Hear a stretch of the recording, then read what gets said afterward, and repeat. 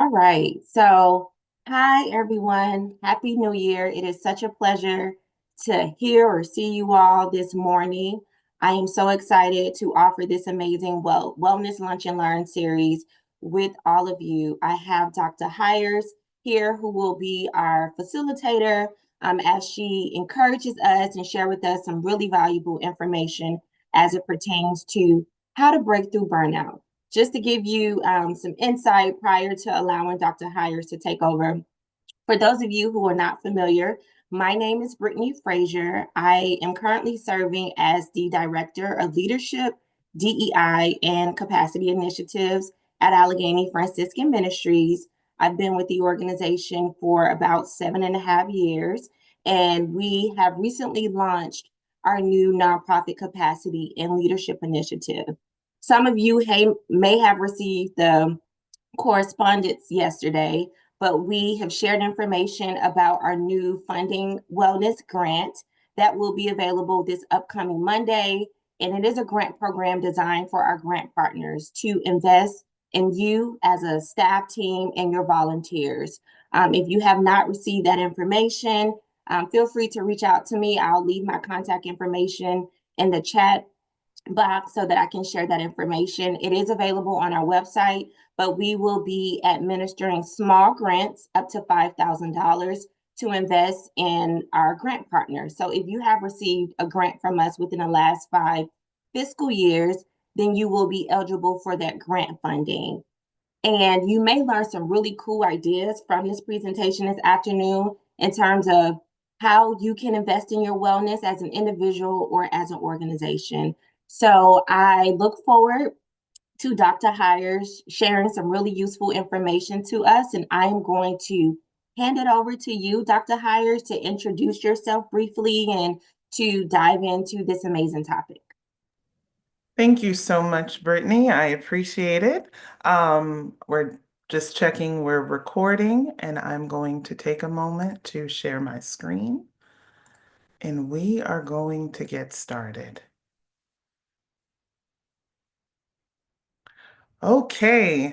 Hello, everyone. So this session is entitled How to Decode, Rethink, and Recharge. It is strategies for burnout recovery and wellness. And I am so honored to be your speaker today. I appreciate your time. I know we were supposed to meet last year, but we had, some challenges with the storm. So it is an honor for me to be here with you at the very beginning of 2025. And my hope is that you will walk away from this presentation not only knowledgeable of burnout, but also reconnecting with yourself. And we'll talk about the power of the self throughout this presentation. Now, before I begin, I like to give a trauma cue. I share my burnout story, and it is a hard story. And I have spent the last 10 years of my life sharing that story because I don't want anyone else to have it. So I like to just give you a heads up. We do talk about a heavy topic. And I want you to know that if at any point you feel uncomfortable, feel free to step away from the presentation, step away from your device, or mute me. But also take note of the resources listed on this slide. All right, so before I dive into who I am and why I've been asked to do this presentation, I want you to be prepared. So first and foremost, I ask for your focus, okay? For the next 55 minutes, I want you to close out your email, silence your phone. You are going to do something that I know that you don't typically do. You're going to focus on you. And it's really important to be present and prepared so that you can get as much as possible out of this presentation. In about another minute or so, I'm going to take off my camera to further help with you being present and focused. I also encourage you to have a piece of paper, as well as a pen or pencil. I was a professor for 10 years, so once a teacher, always a teacher.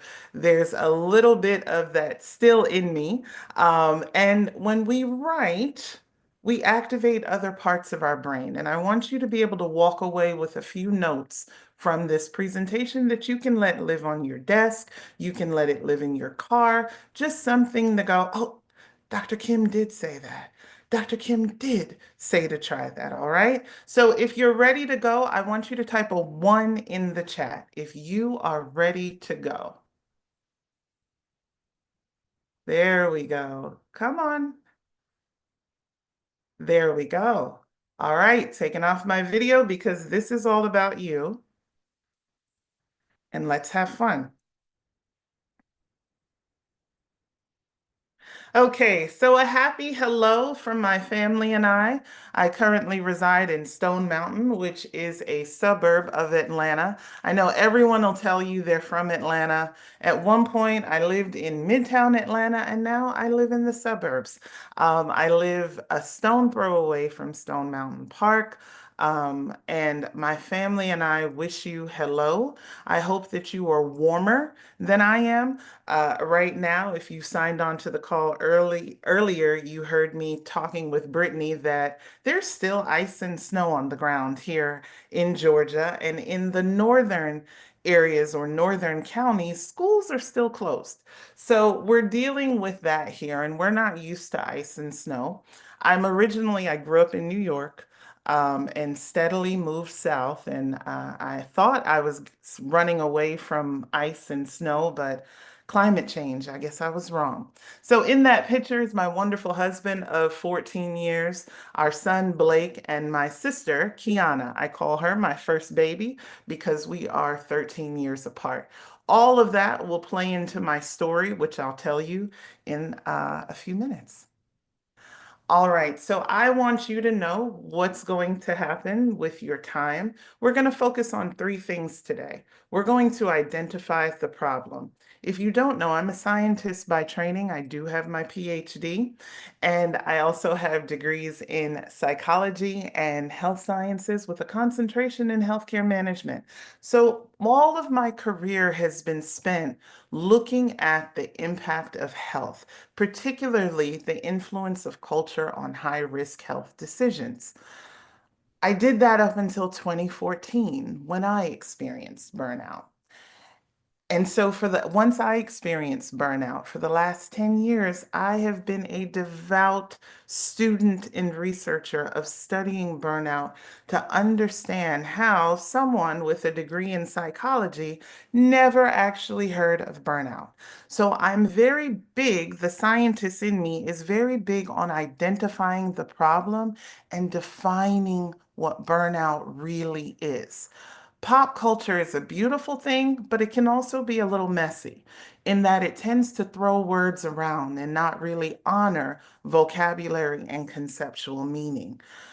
We're going to do that today. So we're going to really define what burnout is, decode the early warning signs and symptoms, and help burnout to feel more tangible for you. The other thing we're going to do is I'm going to challenge you to rethink root causes. Whatever you thought burnout is, I guarantee you you're going to walk out of here or turn off this presentation learning something new about burnout and how it affects you and your organization. The third thing we're going to do is we're going to talk about how to move forward, the journey forward, how to start that process with self-care, boundaries, and mindfulness. I'm also a certified coach. Now, I'm going to put my professor hat on and also my coach's hat. If you are calling from a phone, feel free to scan that QR code to pull up just a little pretest that I have for you. I'm also going to put the link in the chat, so don't worry if you can't see it right away. All right, link is in the chat. I don't want you to overthink those questions. I'm not grading them. It's just for my team and I to see where you start and to see where you end up at the end of this presentation. So take about 90 seconds to answer a few questions. Don't overthink it. Like your professor used to say, your first answer is probably the right one. Go ahead and answer those questions. Don't worry, only I can see the responses.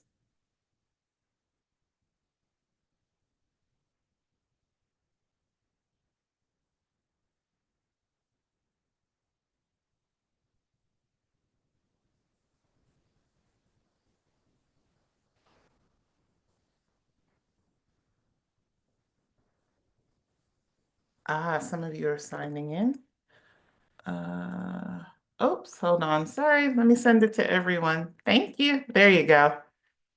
Now the link is in the chat. All right, I'll restart the clock. 90 seconds. Sorry about that.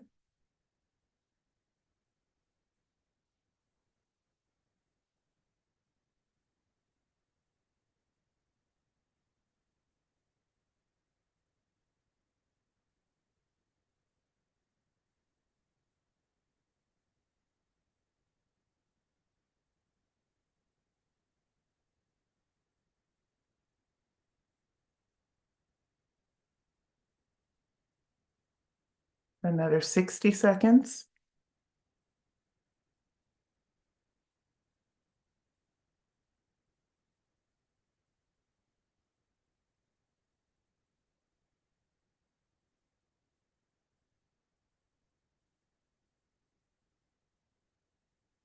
Last 30 seconds.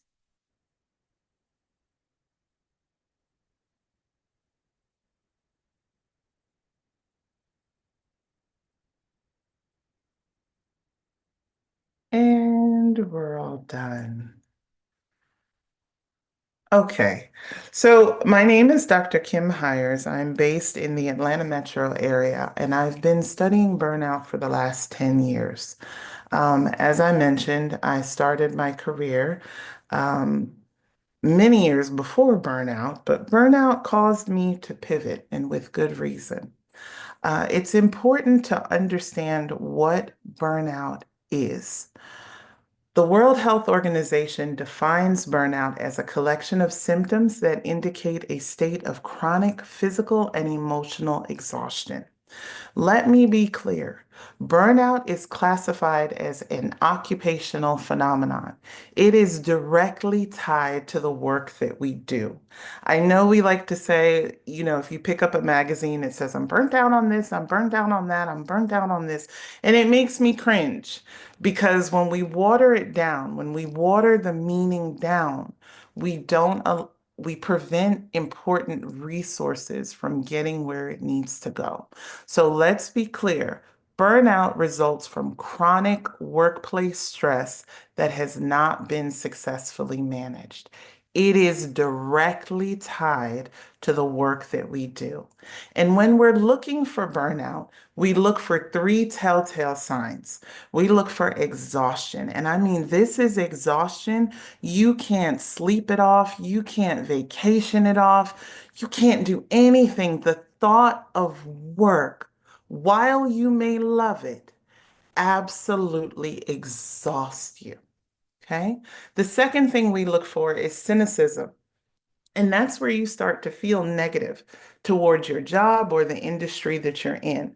Sometimes we'll see resentment, and I've even seen full-on rage in some clients. The third thing we look for is a decline in professional efficacy.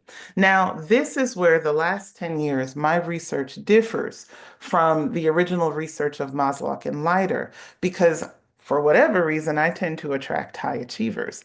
And high achievers don't necessarily show a decrease in professional efficacy. What we actually see is they think they are no longer effective. I have had clients that are in the deep throes of burnout getting promoted to global VP roles. So it's not that they are no longer effective, it's that they think that they are no longer effective. And the imposter syndrome becomes deafeningly loud in their lives. Okay. So the thing about burnout is it's an invisible phenomenon, right? It's not a metaphor. We can measure it, and we'll talk about that in a second, but it's an invisible phenomenon. This is a picture of me on the left with my son when he was about 2 years old, right before I crashed and burned with burnout. Look at what I looked like on the outside. But on the inside, I looked like the home on the right. That's what burnout is. So if you keep wondering, well, I didn't see it. I don't know what it looks like. It looks like what someone is willing to show you. That's a part of the challenge with it. Okay. So my burnout story actually started before 2014. I'm a first generation American. There's me going to school in my parents' home country of Jamaica. I'm a first generation American, first generation college student, first generation, everything you can think of. I'm also the oldest and the oldest daughter in my family. Okay. Pick up whatever it is that you want to pick up from the stress that comes with that. I will say that I had a very good life. I was a card carrying high achiever. If there was a way to do something at 100%, I was going to figure out how to do it at 110, 120%. Okay. I'm the original 10x person. All right. Um, Mediocrity did not exist in my world. Everything had to be done with excellence. I suffered from perfectionism, people pleasing, you name it. I got my PhD from the University of Miami, and I had 7 years to get it, and I did it in three. I did it. I did it in three. Yeah, yep, I'm that person. So was finishing up my PhD program. I was one of the lucky ones. I had a tenure track position waiting for me upon graduation, rolled into that position, loved what I did. It was the first time that I finally got to marry research and teaching and mentoring and all that stuff, right? I knew I always wanted to be a teacher. I would teach my stuffed animals as a kid. I would conduct research experiments. I still remember the science kits that my parents would buy me for Christmas. And life was good. I was doing exactly what I wanted to do. And then I started to notice the exhaustion. And, I just chucked it up to being a new parent, a new mom, and juggling a demanding career. I was on tenure track, so you're still writing for grants, you're still doing publications, you're teaching, you're doing all those things. You're on every possible committee imaginable. Okay. I was slated to become the youngest associate dean at the college that I was at the time. Um, and life was good. And then I started to notice I didn't enjoy talking to my students anymore. And I loved mentoring. I noticed that I would have headaches every Sunday night. I had headaches every Sunday night for a year. I started to develop food sensitivities. All of a sudden, I couldn't eat things. Just eating something made me feel uncomfortable. A few times I broke out in full hives. I don't have a history of allergies, right? So something was really going on with me. I would get to work and just sit there and think, I can't wait to go home. I'm done. Y'all, I'm still sitting in the parking lot at the start of the day thinking, I can't wait to go home. I don't want to go in here. I don't want to deal with this. Every bit of it. I started to get frustrated about the industry of research and academia and you name it. And I started to get angry and irritable. And anyone that knows me knows I'm a pretty even keeled person. It takes a lot to make me upset. Right? I'm able to retain a very calm demeanor, even in the most challenging of circumstances. And my fuse just kept getting shorter and shorter and shorter. Then one day I'm sitting at home and my son is sitting at my feet. And I notice that my mind is drifting. And I'm thinking to myself, well, we have to deal with the car seat now. So I'll take the smaller car and I'll leave the bigger car for Kyle. And I lived in a community at the time where the stoplight started blinking yellow at 10 o'clock. And we had these canopy roads all throughout the city with these massive oak trees. And I decided what road I was going to drive down at about 10:30 at night. And I knew what tree I was going to wrap my car around. I have no previous history of suicidal ideations, no previous history of anxiety and depression at the time. And I scared myself, and my training kicked in, and I thought, oh crap, I have a plan. Um, Reached out to a friend, said I need help. Talked to a therapist. The therapist said, the psychologist, excuse me, she said, Kim, you're still in your postpartum window. I want you to get worked up. Let's look at your labs and make sure that it's not something chemical going on with you. I said, okay, got my labs done. Everything was fine. Cortisol levels were a little high, but everything else was fine. She looked at me, she said, oh, I know what's wrong with you. She said, oh, you're just burnt out.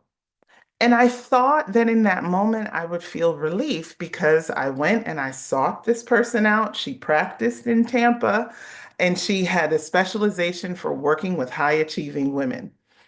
And when she told me that, I actually turned to her and I said, so I'm paying you all of this money for you to make up a diagnosis. Remember, my temperament was different, right? My fuse was really short at that point. I wasn't the nicest person. So she said, Kim, I know you well enough to know you're about to research everything you possibly can on this. And that's exactly what I did. I started to research it. I started to talk about it. I started to ask people, had they experienced these symptoms? And what I found was just about everyone I knew, particularly leaders, experienced burnout at some point in their careers, but no one talked about it. I also learned that burnout is not a new phenomenon. We've been researching it since the 1970s. In the 1980s, one of the pioneers of research published Burnout, The High Cost of High Achievement. It is a fascinating self-narrative case study about a psychologist's experience with burnout. Between the 1990s to the 2000s, we see a proliferation of research on burnout that expands across Europe, Asia, South America, and Africa. In 2019, the World Health Organization stepped in because a study revealed that work-related stress was responsible for hundreds of billions of dollars in additional expenditure of employer-provided healthcare. So the World Health Organization looked at all the research that was done and said, wait, different regions have different definitions, but let's get clear on the similarities and let's identify a single concise definition. They also added it to the International Classification of Diseases. Now, while it is not yet a medical diagnosis, it is included in the section that identifies factors that would cause someone to seek medical care.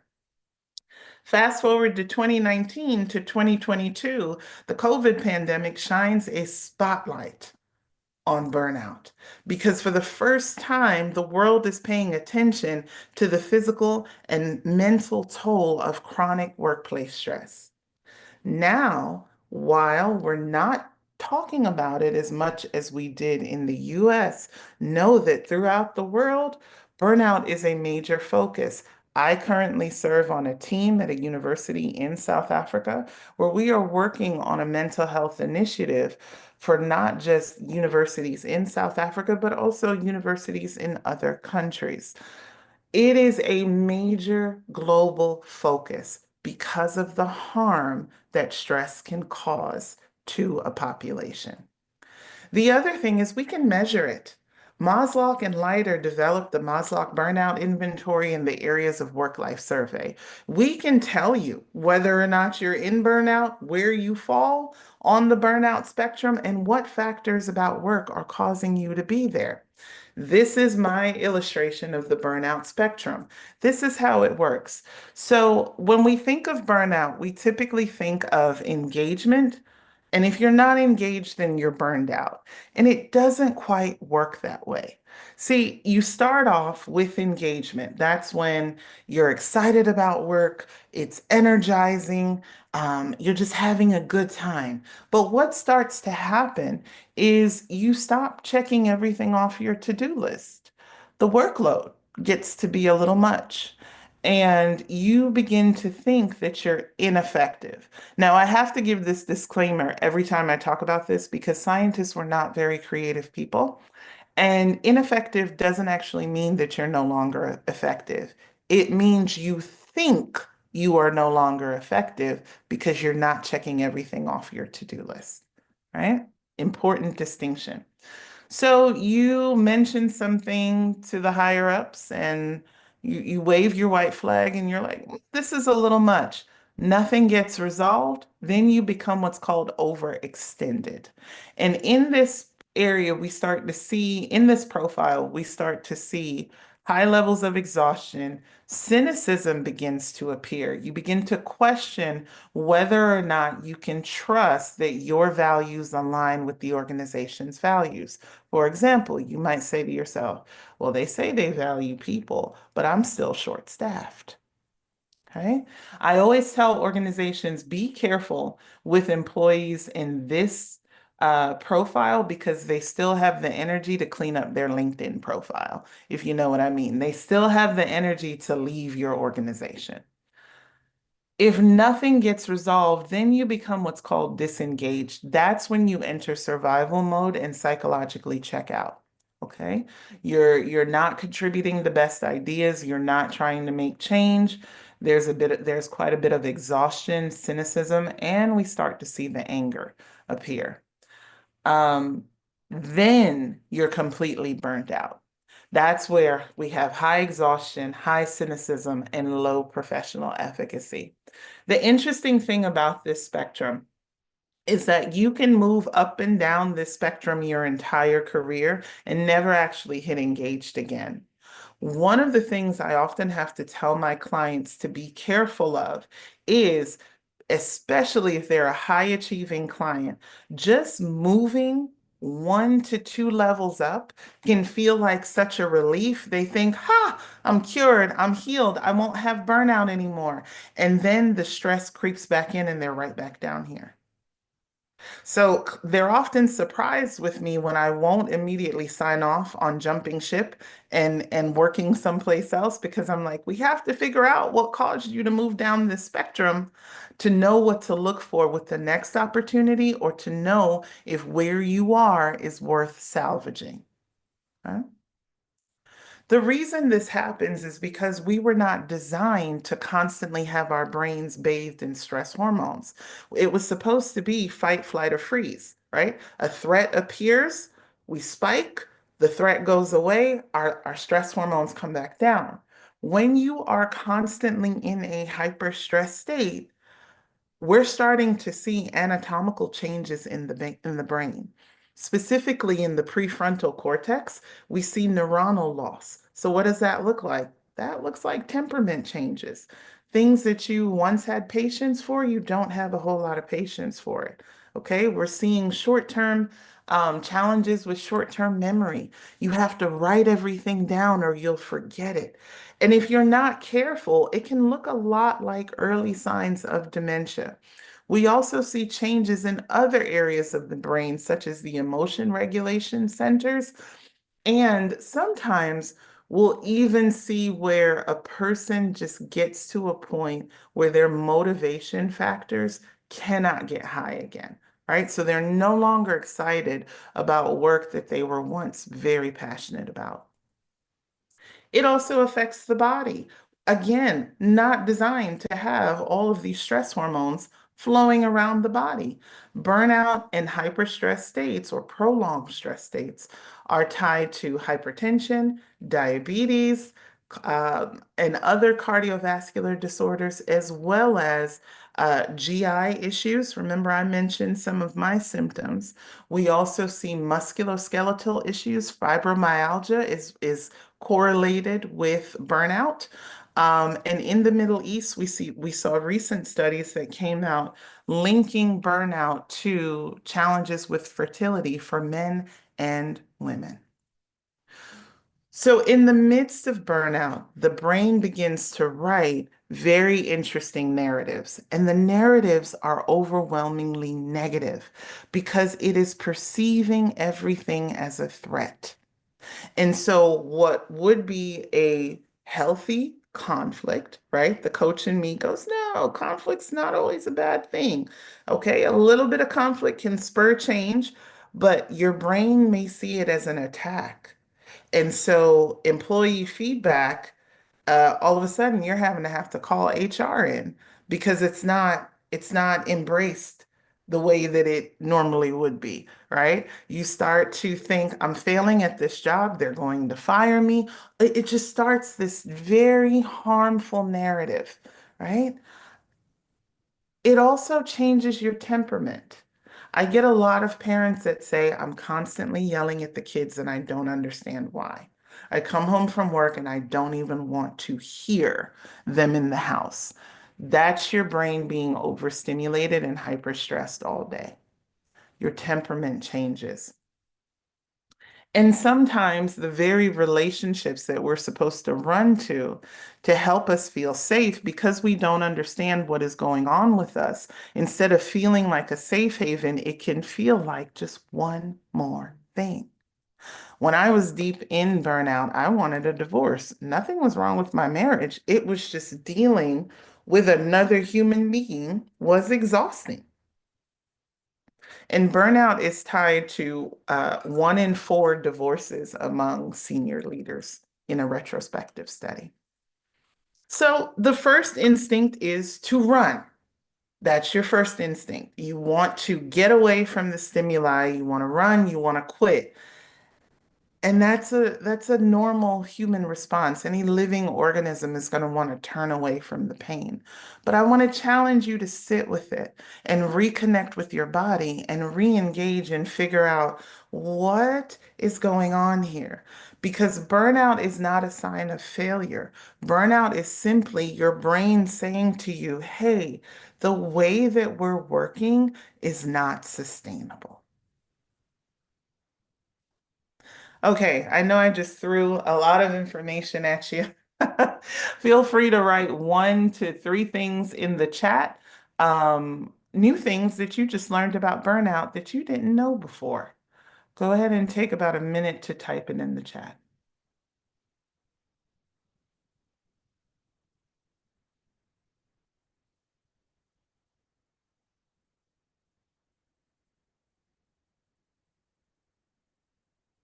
Oh, yeah.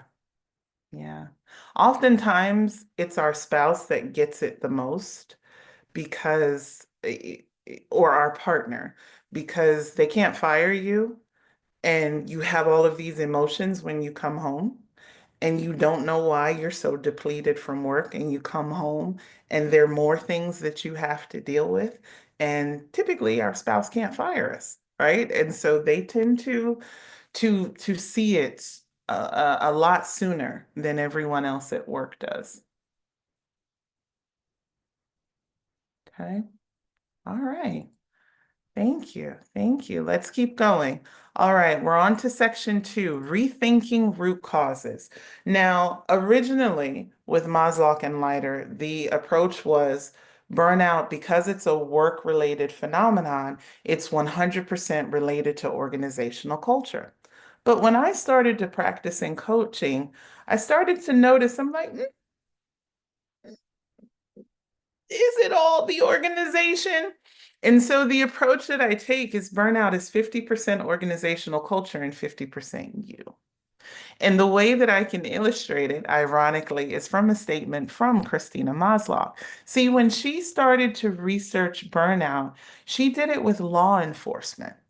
And she said the way that she observed burnout in that population is they took off the uniform when they got home, but couldn't remove the armor. Let that sink in for a second. You take off the uniform, whatever work clothes, whatever badges, but if you have to put on all of this armor to function in the environment, sometimes we're not very good at taking it off. Okay. So the part that is related to organizational culture, we can measure that in areas of work life.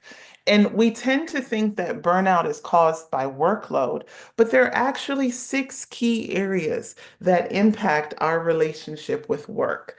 It's control, workload, fairness, values, community, and reward. If any of those are misaligned, between us and the organization, stress will dwell in the misalignment. The other thing that is happening, particularly since the dot-com era, right? So I'm telling my age. I'm telling my age because I'm old enough to remember when all of this technology and all these changes happened. But we started to experience disruption on a consistent level, right? Instead of disruption happening once every few years, it's sort of become the norm. And so we're being challenged to lead in environments that are volatile, uncertain, complex, and ambiguous. So what happens? Our brain craves predictability and control, but we are in an age of disruption.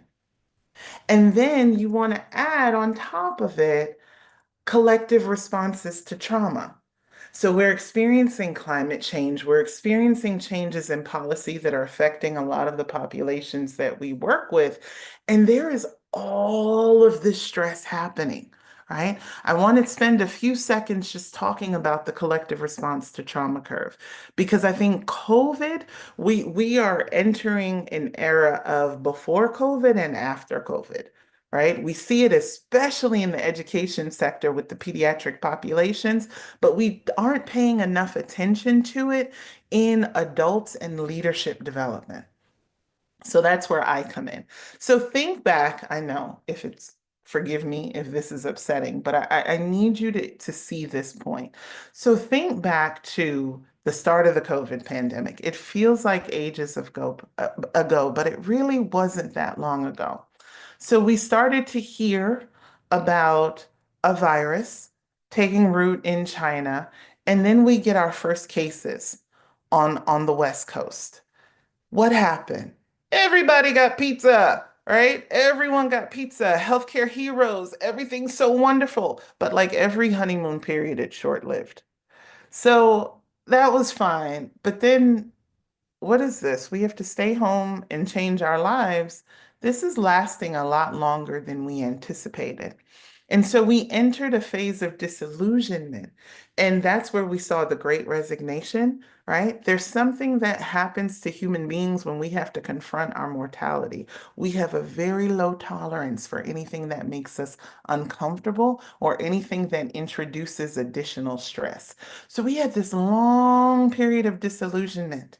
And then we had what's called trigger events, not my favorite word to use, but that is the term that's used. We had all these trigger events happen, right? That just when we were trying to get out of disillusionment, boom, something happened that upset us. Oh, we're trying to get out again, boom, another thing happened, right? So this process was unusually long.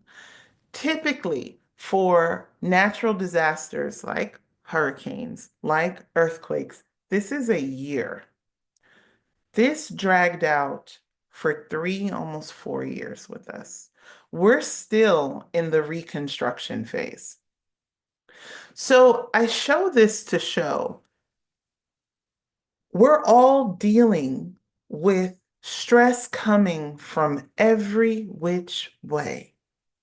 And then you go into work, and there's this false sense of leave all that outside. Human beings aren't built to do that.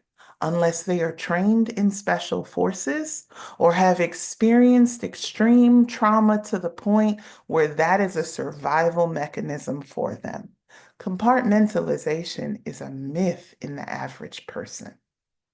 So you have all of these people in an organization just crashing into one another, ripple effect with their own lived experiences, right? The pandemic was a real reckoning. And then for your industry, the specific risk factors are mission-driven pressure and emotional labor, overwork, and socio-political tensions and advocacy risk. So if you have felt burnt out over the last few years, it's not because you're a failure. It's not because you can't hack it anymore. The reality of the situation is you are human and you are having a natural human response to a prolonged stressed state. Period. It has nothing to do with your personal value and worth. And the good thing is you can move forward. You can move forward. So I like to use an approach with clients called mind, body, energy. And this is what I mean. Let's start with the mind piece of it. And you're probably thinking, well, if there are all these factors, what am I supposed to do with it? Stick with me. Stick with me. Take out a piece of paper and I want you to draw a circle. Just draw a circle. Nope, I'm not giving you any other directions beyond that. Just draw a circle.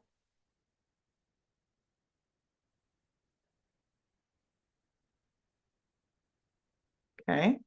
Then I want you to draw another circle inside of the first circle. Yep, that's the only direction. I know my type A folks are screaming, she's a horrible speaker. Nope, I'm being vague with the directions on purpose. Now look at your piece of paper. Do you have big circles or small circles? Type it in the chat. Do you have big circles or small circles? No. Mm-hmm. Mm-hmm. Mm-hmm. Okay. Okay, good. Here's why I asked that and why I like to do that one. Here's why I like that one. Um,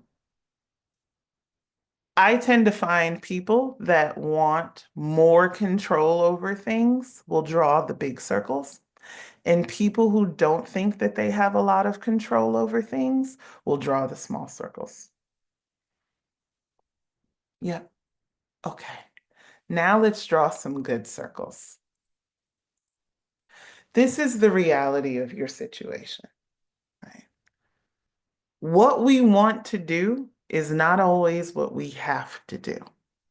Let me explain. So, while burnout is 50% the individual and 50% the organizational culture, your brain is at capacity. You literally don't have much more to give. You have to be very protective and mindful of what you give your energy, mind, and time to, right? So, what I like to remind clients is when you draw circles, that little circle in the middle is what you actually have control over. If you draw a slightly bigger circle, that's what you have influence over. Okay? You can't necessarily control the outcome, but you might be able to influence the outcome. This big one right here is all the things that you have absolutely no control over. Let me put it another way. Your bandwidth is very small. And it's okay in this next season, while you try to recover from burnout, to be very selective about what you give your energy and your focus to. Because the difference is there are constant distractions and things coming at you at a rate that we've never had before.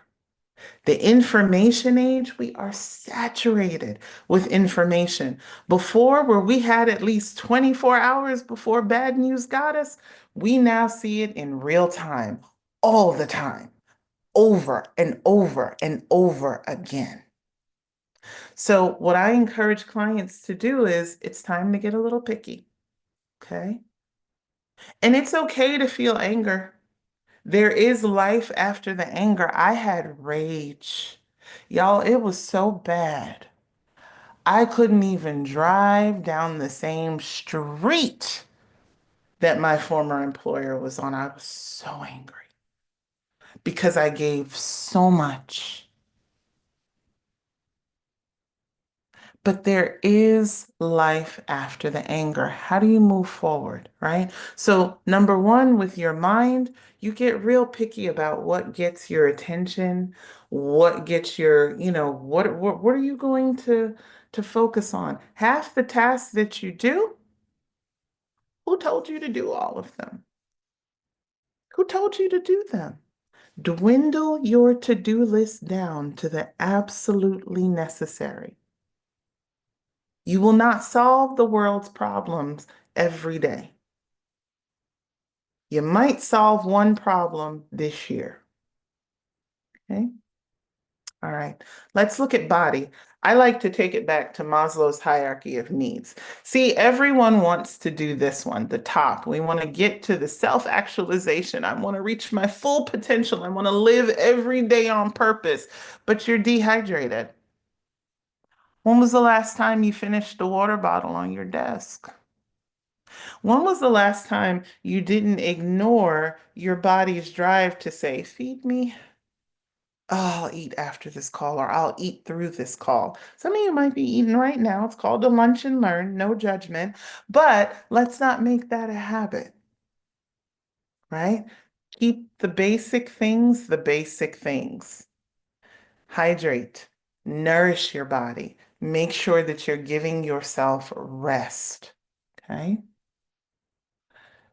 Safety needs. Belonging and love needs. Communicate with your partners, communicate with people around you to say, hey, you have my permission to get in my business if I start to do XYZ. I don't know why I'm doing it, but just know I'm tired and I'm stressed. My warning sign for my team and my family is irritability. When I get irritable, remember I told you I'm pretty even keel. So when I get irritable, that's a sign where they have permission to check in with me. How have you been sleeping lately? Yeah, I know that you're getting ready for this launch. Have you gotten on your Peloton lately? Right? So give someone permission to get in your business if they start to see certain things. The other thing that I love is make a pact. I am a huge advocate for pact goals. I do not like smart goals. Here's why I don't like smart goals. Smart goals for a high achiever who thinks that they're failing because of burnout makes them feel even worse. Because the way SMART goals are designed, it's all or nothing. But remember, you're at capacity. You don't have all or nothing energy to provide, right? You need to take things in small bites sometimes, and that is still winning. So PACT stands for purposeful, actionable, continuous, and trackable. Is it purposeful? What is your goal for 2025? How do you want to feel? As often as possible for 2025. One of my favorite workshops to do is to have attendees pick their word for 2025. That's your North Star. That's your compass. Okay. How do you want to feel? Okay. How are you going to work towards feeling that way? Okay. Is it something that you can do all year? Is it something that you can do all quarter? Is it something that you can do for the next 6 months? And then how are you going to track it, right? So if you've ever heard me speak before, you know I like Peloton, right? I have a bike, I have a Peloton bike. Me and that seat are still not friends, but I have one, right? One of my goals for this year is just focused movement. I want to tell the cortisol where to go. And focused movement, again, I'm very big on vocabulary. Focused movement means I'm not doing it mindlessly. I want to pick a task that has me moving, that has me away from my desk. Oh, just checking out and focused on moving my body. And I try to do one Peloton activity per day. I just want to move my body. So I'll give you an example of how a packed goal works. A SMART goal would say, exercise or complete a Peloton ride, a 20-minute Peloton ride 6 days a week, right? Or a 30-minute Peloton ride 6 days a week. That's a SMART goal. What happens if you only complete your Peloton rides 4 days that week? That's considered a failure, right? Or what happens if you only do a 20-minute ride? That's considered a failure. We're not speaking in terms like that anymore. We're being gracious to ourselves. So yesterday I did a 30-minute dance hall Peloton ride. I was on rude behavior. I had a lot of fun. Me and Hannah from London had a lot of fun on my Peloton. Today I got on it and I was like, yeah, I'm gonna do another 30-minute ride with Alex and it's gonna be great. And the first minute my thigh said, oh no, you didn't. Right. And I was like, no, let me just warm up. I'm gonna do this. I'm committed to my focus movement. And my quad said, oh, you clearly didn't hear us. So, needless to say, I only did a 20-minute beginner ride with Robin today. But I say that, I use that as an example to say I still had my movement and I listened to my body. We don't always have to push through the pain and the stress. There are times when we do need to push through it, but not every day of our lives. And that is an important thing for a lot of my clients and myself that we need to unlearn. Every day of your life doesn't need to be a fight, okay? Doesn't need to push through the pain. Sometimes be gentle with yourselves. And last, we could look at energy. So I used to do time management, and time management, it sort of is a part of energy management. But the reality is, no one has enough time. No one. There's always something to do. So when I started to say, well, what would really help clients with burnout recovery? And I found that energy theory was much more beneficial because depending on the industry that they were in, there were going to be predictable moments where all of their time was going to be consumed. But if they enjoyed what they were doing, then it wasn't a matter of teaching them how to take back time. It was, well, for all of the energy that you expend, how are you going to recoup that energy? And one of the ways that you do that is through boundaries. And I want to challenge your perspective of boundaries. Boundaries are not fortresses meant to keep people out. I want you to think of boundaries like a garden. Every single one of us have our own garden. And in that garden, it has everything, every flower that you love, every fruit, flower, and vegetable that you need to nourish your body, every medicinal plant that you could possibly need to stay at your best. I've had the opportunity to go to South Africa several times, and my absolute favorite place to go to is Kirstenbosch Gardens in Cape Town. I call it Eden. It is just, I've never seen anything like it. It instead of it being a designated botanical garden, it is on the back of Table Mountain and it's just massive. And they have the medicinal part and they have all of these different areas, and your garden is just as splendid. And you take time to till your garden, and you take time to pay attention to how things are growing, right? When you think of boundaries, this is a garden that you've worked so hard on. Would you just let any and everyone run through your garden and trample on everything that you just worked hard with? Will you give away everything in your garden because someone else needs it or wants it, and then when you go to reach for it, you have to go without? You wouldn't do that. That's how I want you to think of boundaries. Think of boundaries as protecting your garden. No, I can't give that to you right now, or I can't let you in right now because there's a delicate balance that I'm trying to maintain here. Okay? Think about your boundaries. Think about the different things in your garden that you want to protect. And keep this in mind. If every person tends to their garden, tends to their mind, tends to their body, eventually that ripple effect will happen throughout the organization. And just by controlling that 50% that you actually have control over, you could see wonders within the organization.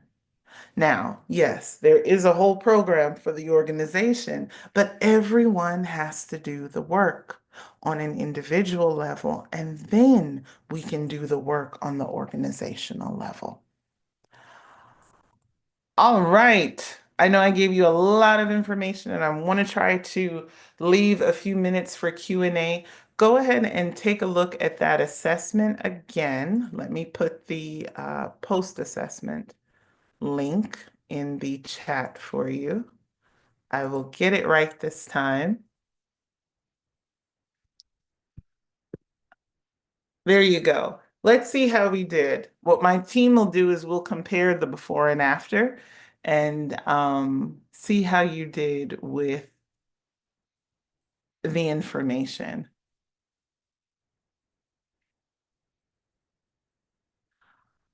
All right, take about 60 seconds, one more minute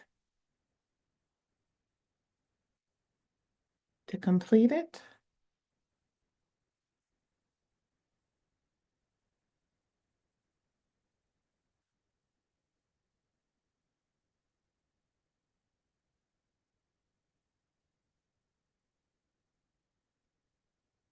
And congratulations, you did it. We have arrived to the Q&A portion. Brittany, I'm gonna let you tell me, do we do we have enough time? Yes, so we can stick around. For those of you who have to hop off, again, thank you so much for joining Yeah. us. But Dr. Hires, if you have time to stick around to answer any questions, I can stick around with you. Absolutely, I'm here. More than happy to do that. Is that So, Nadine Smith from BRI? yes, that's Nadine. Hi. Hello, hello, hello. I've had the pleasure of speaking with BRI, so I'm like, I know that name. Yes. So, partners, if you have any questions, feel free to unmute yourself. I may have to do that or ask them in the chat. We'll read them out loud. Okay, I think there's, okay. Yay. That was so good. Thank you so Oh, much. thank you. My pleasure. And let me see if it'll let me. There you go. Don't forget to fill out the satisfaction survey. I will also send it to you, Brittany, to disperse to all the registrants. We value your feedback and would love to hear what was most impactful for you because we do read, I read every single one, and it helps to inform future presentations, not just for you but for others in your industry. That's awesome. There's a question from Corey, and I think Miss Nan Crawford have a question. She has her hand raised, so I'll get to her. But Okay. Corey mentioned, are there any key takeaways for specific identities like queer folks or any other races? Yeah, so I'm very happy that you asked that question. My typical rule of thumb is the more boxes you check, the more prone you are to burnout because you are already functioning with a high level of stress. Most organizations, most industries are not designed for diversity. And so when you have all of the other things that you're dealing with outside of the organization, when you come into the organization, there's no personal you and a professional you, it's just you. So as that stress is primed on the outside, when you come into the organization, you're more sensitive to stress, hyper stress states and burnout. So the key takeaway is the more boxes you check, right? Be mindful that sometimes, yes, this is going to feel like a challenging environment for you to be in. And what are some steps to manage as much of the stress as you can outside of the organization in anticipation of the stress that you're going to endure inside of the organization? Good, thank you. Someone did ask quickly, will we be able to share the PowerPoint? I know we're recording, but can you share this Yes, I'll PowerPoint? send you the notes. Okay, I'll perfect. send you the notes That is as well. awesome. There's another question. Does this apply to someone who is self-employed and presumably has more control over work? Does it apply to active retirees as well? Yes. So if particularly with self-employed, I do a lot of work with business owners. Your stress level is even higher because it's you, right? And so that's something that self-employed folks really need to be mindful of and identify what mechanisms of support do you have in place? And it can be challenging, especially if you're not at the point where you're able to pay yourself. What does that look like? So, where someone employed in the traditional sense can leverage employee assistance programs, business owners have to be very creative with how they're going to provide themselves with the support that they need to be successful. For individuals who are retired, yes, I do see burnout in them. Not necessarily due to the retirement, but it's a residual or lingering burnout. So they've been functioning in this hyper stress state for their entire career, and then all of a sudden that stress is gone. And your first thought is, well, shouldn't they feel better? No, your brain gets addicted to the stress hormones, and your brain is like, well, what's something's changing. I don't have all the stress that I had before. And you actually go through withdrawal, start to crave it, and experience even more stress. Wow. Mhm. Another question, can you see these stress reactions in teens or young adults? Yes, so we're seeing an increase. It's so funny that you say that. For the last year, I've gotten quite a bit of requests to work with high school and college students because the demand is higher and the stress is showing up in them. And I think it's wonderful to start working with them as early as possible because school is their job. It is their primary focus. And they are just as affected by societal stressors as adults are. And it's important to be sensitive to that. I'm raising a Gen Alpha myself, and it shows in them. Yeah. Yeah. Mhm. Okay. One more question. What were the 4 points on the slide about areas of work life? Sure. Let me see if I can go back. Hopefully, Jill, you're still on to catch that. But again, this is recorded and we will share the slides with you. We have all of your emails, so that will be shared sooner rather than later. There you go. Thank you. Thank you. My pleasure. My pleasure. Awesome. And for those of you who are still on, this is the first of many. We are hoping to host different wellness lunch and learns to talk about different wellness topics. Again, we want to fill your cup. So be on the lookout for information. I don't have a specific date when the next one will be, but we will be sure to share that information out with you. But we just appreciate all that you do as our grant partners. We know that you are really closing gaps in communities and serving the most vulnerable and marginalized. And we just want to fill your cup up. We hear you, we see you, and we are just trying to do our part in supporting all that you do. So, again, thank you so much for joining us this afternoon. I will be in contact with you and hopefully you'll see Dr. Hires really soon. So take care, everyone, and see you soon. Thank Bye. you. you all so much. Don't forget to fill out the survey, and Brittany, I'll send you the link for it as well. Awesome. Okay. Thank you. Thank Bye. you.